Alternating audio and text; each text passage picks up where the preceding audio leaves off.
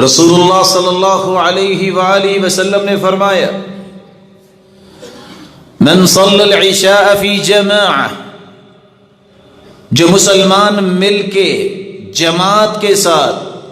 نماز عشاء با جماعت پڑھتے ہیں،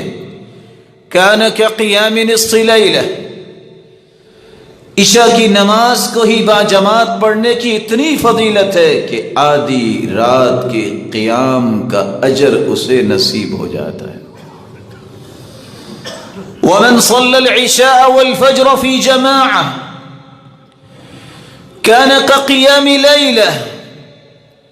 اور جو خوش نصیب ایسا بن جائے کہ صبح کی نماز بھی اور عشاء کی نماز بھی اس نے با جماعت پڑھی ہے۔ بعض دفعہ 3 لوگوں کی جماعت ہوتی ہے،